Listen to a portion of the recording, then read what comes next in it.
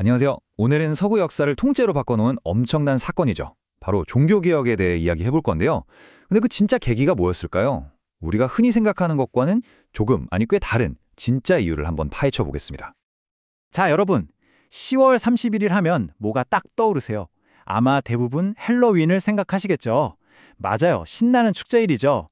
그런데 사실 이날에는요, 우리가 잘 모르는 아주 중요한 또 다른 얼굴이 숨어 있습니다. 바로 종교개혁 기념일입니다. 놀랍죠?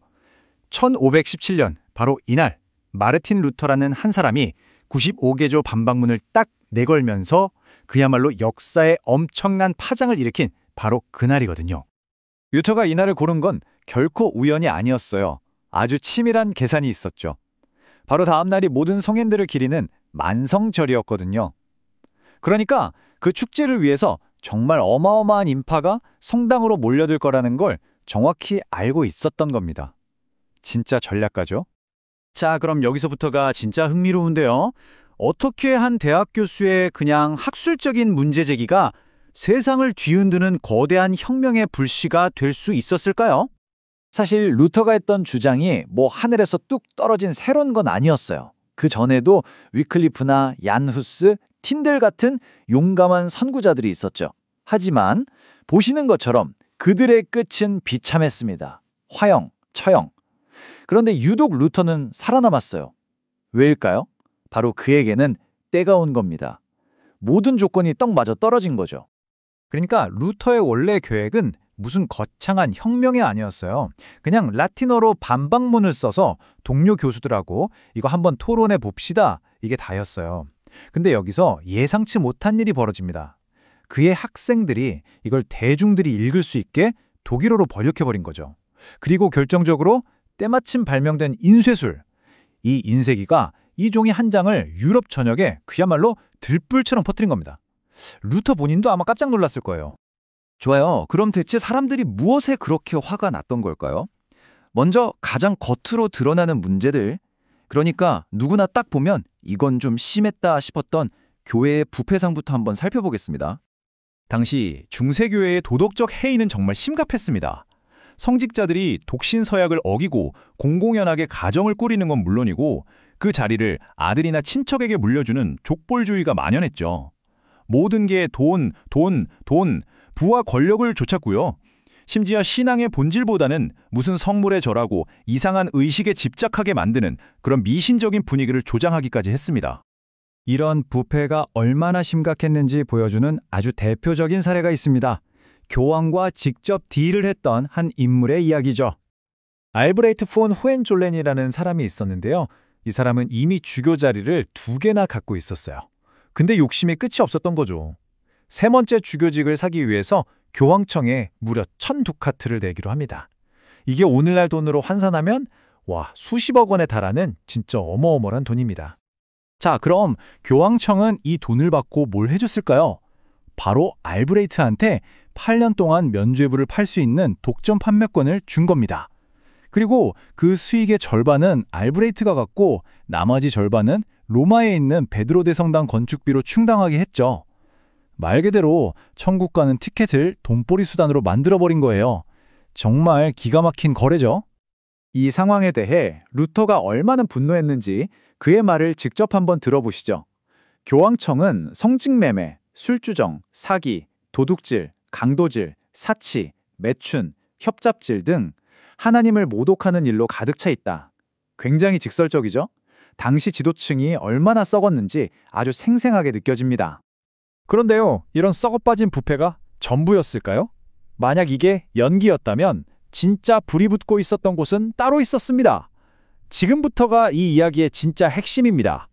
자, 한번 생각해보세요. 만약에 도덕적인 부패가 유일한 문제였다면 당시 최고의 지성이었던 에라스미스 같은 사람들, 이 사람들도 교회의 행태를 엄청나게 비판했거든요. 근데 왜 이들은 끝까지 카톨릭 교회에 남았을까요?